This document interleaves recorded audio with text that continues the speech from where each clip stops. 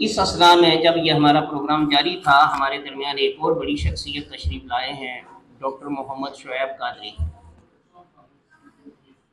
اللہ تعالیٰ آپ کے علم و فضل میں اضافہ فرمائے۔ میں آپ سے گزارش کروں گا کہ اس تقریب کے تعلق سے، عقیدہ ختم نبوت کے تعلق سے ہمارے طلباء و طالبات کو اور ہمارے اساتذہ کو اپنے کلمات سے مستنیر اور مستفید فرمائیں۔ تشریف لائیں ڈاکٹر محمد شعیب۔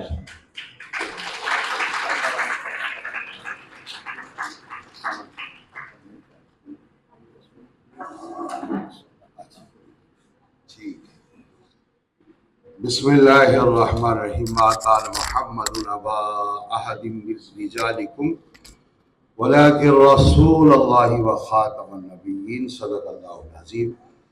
اللہم صلی علی سیدنا مولانا محمد معدن الجود والکرم وآلہ بارک وسلم۔ علامہ الیاس ستار صاحب، جناب چیئرمین صاحب، اساتذہ اکرام، عزیز طالبات اور طلباء، عقیدہ ختم نبوت قرآن کا عطا کردہ عقیدہ ہے۔ نبی رحمت صلی اللہ علیہ وسلم آخری نبی ہیں، اور قرآن کریم نے جو آیت مقدسہ میں نے پڑھی وہ اس پر نازل کر کے مہر کر دی گئی ہے۔ نبی رحمت صلی اللہ علیہ وسلم اور آپ سے پہلے انبیاء کی مناسب کی خلاف جو اہل باطل ہیں وہ توہین کرتے رہے۔ انبیاء سابقین میں سے بے شمار انبیاء کو یہود نے قتل کیا۔ قرآن کہہ رہا ہے وَيُقَتِّلُونَ الْأَنْبِيَاءَ بِغَيْرِ حق، کہ ناحق انبیاء کو قتل کرتے تھے۔ اب وہ خود سمجھتے تھے کہ ہم غلط کر رہے ہیں، لیکن پھر بھی یہ حرکات کرتے تھے۔ جس طرح کہ علامہ الیاس صاحب نے مقابلہ کیا اس باطل کا، اور یہ واقعی جو ہے وہ پوری امت کی ایک اہم ذمہ داری ہے۔ انہوں نے بہت آگے بڑھ کر کام کیا ہے۔ ہم سب مبارکباد پیش کرتے ہیں، ان کی صحت اور عمر کے لیے دعا کرتے ہیں۔ عزیز طلباء، ایک چیز کہ باطل کا مقابلہ کس طرح سے کیا جانا چاہیے، اس پہ ہمیں غور کرنا چاہیے۔ نبی رحمت صلی اللہ علیہ وسلم کی سیرت پاک سے ہی ہم اس چیز کو لیتے ہیں۔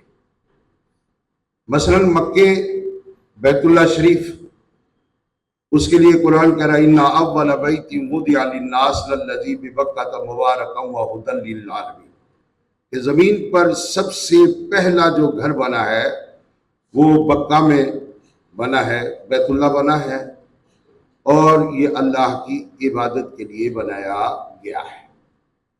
بعض لوگ کہتے ہیں کہ مطاف میں انبیاء کی قبریں ہیں، انبیاء کی قبریں مطاف میں نہیں ہیں، کیونکہ آغاز سے ہی یہ جو ہے وہ بیت اللہ ہے، اس کا طواف ہوتا تھا، لہذا طواف والی جگہوں پہ قبریں بنائے جانا کا تصور اسلام اور مسلمانوں میں نہیں ہو سکتا۔ لہذا یہ غلط سوچ ایک ڈالی گئی ہے، ہمیں اس کو نکال دینا چاہیے۔ مطاف میں انبیاء کی قبور یا کوئی اور قبریں نہیں۔ نبی رحمت صلی اللہ علیہ وسلم کی ولادت سے پہلے تقریباً 350 سال ایک بت پرست آیا، وہ بت لایا، آ کر خانہ کعبے کے اندر ڈال دیے اس نے، اور وہ خانہ کعبہ جو اللہ کی عبادت کے لیے بنایا گیا تھا، وہاں بت پرستی ہونے لگی، بت پوجے جانے لگے، اندر رکھ دیے گئے۔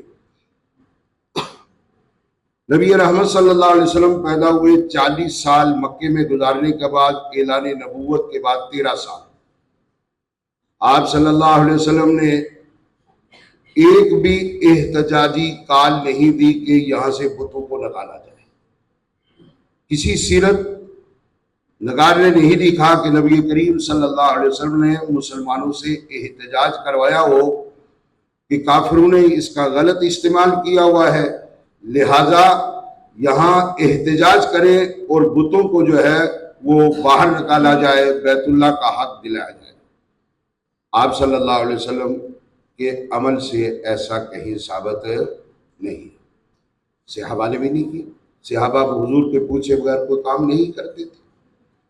آپ صلی اللہ علیہ وسلم مدینہ طیبہ تشریف چلے گئے، ہجرت ہو گئی۔ حضور صلی اللہ علیہ وسلم مدینہ پاک میں سن 6 ہجری کو حضور عمرے کے لیے تشریف لائے، اور حدیبیہ کے مقام پر مشرکین مکہ نے حضور کو اور 1400 صحابہ کرام کی عظیم الشان جماعت جو حضور کے ساتھ ہے ان کو روک دیا کہ آپ عمرہ نہیں کر سکتے۔ اب عمرہ حضور کرتے تو اس حالت میں کرتے کہ وہاں اندر بت رکھے ہوئے تھے، اسی حالت میں عمرہ کرتے۔ سوچنے کا مقام ہے۔ آپ صلی اللہ علیہ وسلم نے یہ نہیں پیغام دیا کہ آپ بتوں کو نکال دیں پھر میں عمرہ کروں گا، اسی حالت میں عمرہ کرتے۔ پھر 7 ہجری کو صحابہ نے آ کے کیا ہے تو اسی حالت میں کیا ہے عمرہ۔ پھر 8 ہجری کو آپ صلی اللہ علیہ وسلم تشریف فرما ہوئے فاتح کی حیثیت سے، اور تمام جو تیاریاں ہوتی ہے دفاعی اور دشمن پہ روک ڈالنے کی، وہ اللہ کے رسول نے تیاری کر کے میدان عمل میں اتری۔ 12,000 کا لشکر ہے اور صحابہ کرام ہیں، اور وادی مر الزہران میں حضور نے پڑاؤ کیا ہے، اور حضور نے تمام صحابہ سے فرمایا کہ سب نے رات کو آگ روشن کرنی ہے، کیونکہ مشرکین مکہ کے جاسوس پہاڑوں سے حضور کے لشکر کی کیفیات کو ملاحظہ کر رہے تھے۔ جب 12,000 صحابہ نے آگ کو روشن کیا تو نفسیاتی دباؤ مشرکین مکہ پر اس قدر زیادہ پڑا کہ صبح کو سارے خود مفتو تھے اور کوئی سامنے مقابلہ کرنے کے لیے نہیں آیا۔ پھر آپ صلی اللہ علیہ وسلم مکے میں داخل ہوئے، اور امن کے ساتھ، سلامتی کے ساتھ، کوئی مزاحمت نہیں ہے۔ حضور کا اعلان رحمت ہے کہ جو گھر میں ہے اس کے لیے امان ہے۔ جو ابو سفیان جو اس وقت تک مسلمان نہیں ہوئے تھے اس کے لیے بھی امان، اور امان کا اعلان کرتے ہوئے آقا کریم صلی اللہ علیہ وسلم مکے میں داخل ہوئے۔ اذا جاء نصر اللہ والفتح ورأيت الناس يدخلون في دين الله افواجا فسبح بحمد ربك واستغفر انه كان توابا۔ پوری سورہ مبارکہ نازل ہوئی۔ حضور کے اس عمل سے فوج در فوج جو ہے لوگ اسلام میں داخل ہو گئے۔ عرض کرنے کا مقصد ہے عزیز طلباء کہ ہم تیاری نہیں کر رہے۔ قادیانی جو ہے وہ آج کی جدید تعلیم میں بہت آگے جا چکا ہے، اور تمام باطل فرقے جو ہے وہ آپ کی قرآن کی جو جدیدیت ہے اسلام میں، جدیدیت کس میں ہے؟ اسلام تمام جدید جائز چیزوں کو ثابت نہیں کرتا، بلکہ ان پر عمل کرنے کی بار بار ترغیبات دلاتا ہے۔ قرآن کہتا ہے فاستبقوا الخیرات، خیر کے کاموں میں مقابلے، آگے بڑھو۔ لیکن ہماری بدقسمتی یہ ہے کہ ہماری جامعات، ہماری مدارس دینیہ ہوں یا ہماری یہ جامعات ہیں، کالجز ہیں، عصر حاضر کے جو تقاضے، اور یسألہ من فی السماوات والارض کل یوم ہوا فی شان، کہ بارگاہ رب العزت میں ہر چیز سوالی ہے ارض و سما کے اندر، اور رب کائنات کی ہر وقت ایک نئی آن اور شان ہے۔ اس کے تحت مسلمان آگے بڑھ نہیں رہے۔ ہمارے طلباء میں مقابلے کی جرأت نہیں ہے، آپ مقابلے والی زندگی میں آگے نہیں بڑھ رہے، اور نہ جامعات یہ کردار ادا کر رہی ہیں۔ یہ تو علامہ الیاس ستار صاحب ہیں جو تنہائی انجمن بن کے کام کرتے ہیں اور کر رہے ہیں، ورنہ من حیث القوم اور من حیث الجماعت ہمارے اہداف جو ہے وہ زمانے پر نہیں ہیں. ہم اپنی فکر میں پستہ اور کوتا ہو چکے ہیں. تذکیر کائنات والی آیات کی حوالی ہمیں ہماری فقہ کے اندر تذکیر کائنات کے حوالے سے کوئی باب مرتب نہیں ہوا. کیا آج ہمیں اس بات کی ضرورت ہے یا نہیں کہ جناب والا ایک نئی فقہ مدون ہو؟ ہمارے ڈاکٹر تاج صاحب جو اصول فقہ کے بہت ماہر استاد ہیں اور فقہ کے کہ ایک نئی فقہ سامنے آئے اس کو والے کے آگے بڑھے جائے. ہم نے تقوی طہارت کے جو خود ساختہ معیارات قائم کیے ہوئے ہیں، قرآن ان خود ساختہ معیارات کو گرا رہا ہے. قرآن یہ کہہ رہا ہے کہ فلا تزکوا انفسکم، اپنے کپڑوں سے، اپنے روب سے، اپنے جبوں اور دیگر معاملات سے لوگوں پہ جو ہے وہ اپنے تقوی طہارت کے جو ہے وہ وزن نہ ڈالا کرو. تقوی کا تعلق دل کے ساتھ ہے. تو رب العالمین فرماتے ہیں ثم اورثنا الکتاب الذین اصطفینا من عبادنا فمنهم ظالم لنفسه ومنهم مقتصد ومنهم سابق بالخیرات. اللہ فرماتے ہیں کہ میری اس کتاب قرآن کے وارث ظالم مسلمان بھی ہے. غور فرمائیے قرآن کی جو سخاوت اور یہ وسعت ہے اس میں کہ قرآن کہہ رہا ہے کہ میرے وارث ظالم مسلمان بھی ہے. قرآن مخالف نہ ہو. مسلمان بے عمل ہو سکتا ہے، بے عمل مسلمان قرآن کا وارث ہے. اللہ اس کو وارث قرار دے رہا ہے. ہم اس کو باہر کرنے والے کون ہوتے ہیں کہ جی آپ اس معیار پہ پورے نہیں اترتے کہ آپ قرآن پہ غور و خوض کریں. کون سے ناسا والوں نے جو ہے وہ کون سی گرامر پڑھی ہے؟ سب علوم جو ہدل للناس ہے قرآن اس سے آگے بڑھ رہے ہیں، اور قرآن اپنے تمام دروازے ہر انسان کے لیے کھولتا ہے. وہ مسلم کے لیے تو کھولے ہی ہے، متقی کے لیے کھولے ہی ہے، لیکن اگر غیر مسلم بھی قرآن سے وابستہ ہو کر اس سے کچھ لے گا تو قرآن اللہ کا کلام ہے. جس طرح وہ رب ہے، سب کو روزی دے رہا ہے، اسی طرح وہ اپنے کلام سے اگر کوئی دنیا کے فوائد و ثمرات حاصل کرنا چاہتا ہے قرآن اس پر اپنے دروازے بند نہیں کرتا.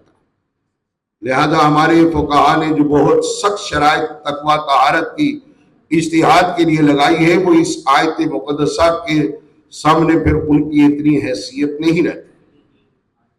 قرآن کے وارث جو ہے وہ بے عمل مسلمان بھی ہے، ظالم مسلمان، ظالم لنفسہ ہی، کہ ان کی اگر زندگی کو دیکھیں گے تو وہاں آپ کو گناہ نظر آئیں گے، لیکن قرآن کے مخالف نہیں ہے، بے عمل ہے.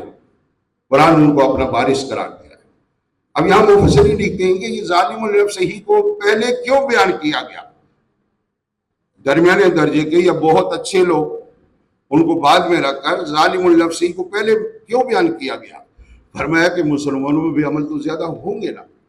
قرآن پتہ تو نہیں صاف کر رہا ہے کہ جی علامہ الیاس ستار صاحب جو ہے وہ ہے سرمایہ دار ہے، ان کو کیا ضرورت پڑتی ہے کہ قرآن کریم میں ان کا کیا حق ہے کہ یہ قرآن میں غور و خوض کرے. ہر وہ شخص جو قرآن میں غور و خوض کے لیے آگے پڑھے گا والذی جاہدوا فینا لنہدینہم سبلنا، قرآن اپنے دروازے ان پر ضرور کھولے گا. ایسا نہیں ہے. اس لیے جو ہے آپ طلباء پر لازم ہے کہ آپ دنیا کو سمجھے. حضور نے جو لوگ تیار کیے وہ عالمی دنیا کو سمجھتے تھے. بتائیے کہ جب روم اور فارس کا مقابلہ ہو رہا تھا تو صحابہ اکرام آپس میں بحث کر رہے ہیں نہیں کر رہے تھے کہ روم ہی غالب آئیں گے، الف لام میم غلبت الروم، یہ سب باتیں ہو رہی تھی. اس کا مطلب یہ کہ عالمی ذہن تیار کیا حضور پر نور صلی اللہ علیہ وسلم نے. حضور نے ذہنوں کو توڑا نہیں ہے. آپ صلی اللہ علیہ وسلم نے سب سے زیادہ جو امت مسلمہ کو نعمت دی وہ قیادت کی نعمت دی ہے. اس کی نعمت دی ہے، قیادت کی نعمت دی. آپ حضرت اسامہ بن زید کو 17 سال کے نوجوان صحابی ہے، ان کو آخری جو آپ نے لشکر تیار کیا ہے، اس میں سپہ سالار بنا دیا. حضرت ابوبکر ان کی نگرانی میں، حضرت عمر ان کی نگرانی میں، عثمان غنی ان کی نگرانی میں، حیدر کرار ان کی نگرانی میں. قیادت کون کرے گا؟ اسامہ بن زید، جو حضرت زید کے صاحبزادے ہیں. غلام کا نام لگا ہوا ہے حضرت زید کو، ان کے بیٹے ہیں. اسلام کی وسعتوں کی طرف نظر ڈالے. اسلام کو اللہ کے حبیب نے کس طرح آگے پھیلایا،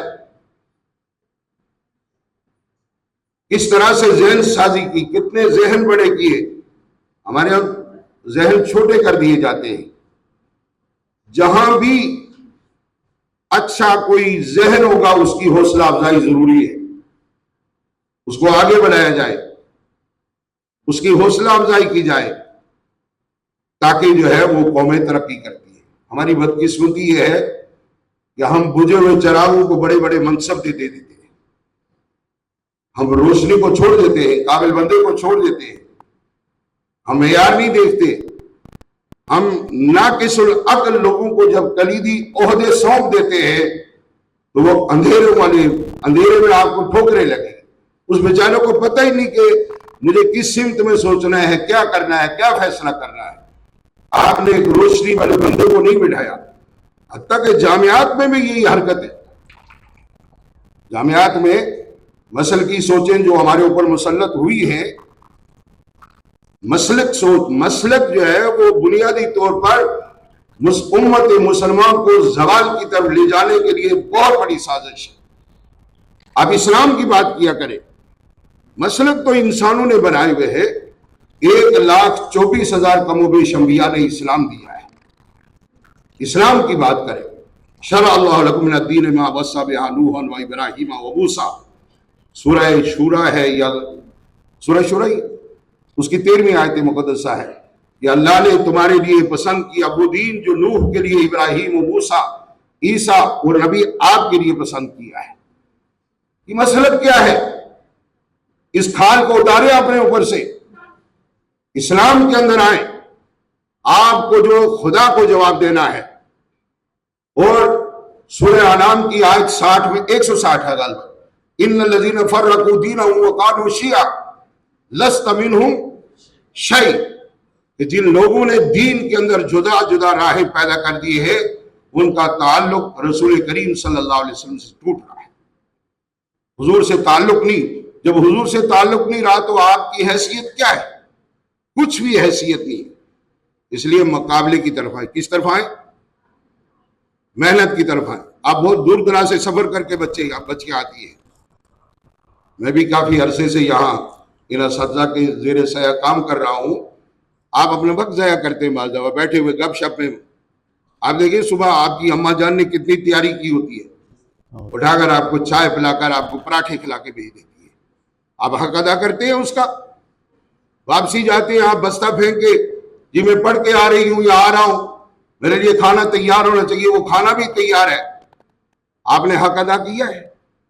آپ نے جامعہ میں آ کر جب داخلہ لیا ہے یہ فیصلہ کر کے نکلے کہ جو مضمون آپ پڑھ رہے ہیں آپ نے پوری ذہن کو تیار کر کے نکلنا. آپ کو معاشرے میں سوالات اٹھیں گے، ان کے جوابات دینے ہیں. کس طرح سے جواب دیں گے؟ جب تک آپ کھل کے اپنے اساتذہ سے سوال نہیں کریں. بہت زبردست. ہر طرح کا سوال کریں استاد محترم سے، پوچھیں، مطمئن ہو جائیں، دلائل کی انبار جمع کریں اپنے پاس. اسلام دین حق ہے، یہ مغلوب رہنے کے لیے نہیں آیا ہے. بہت خوشبو.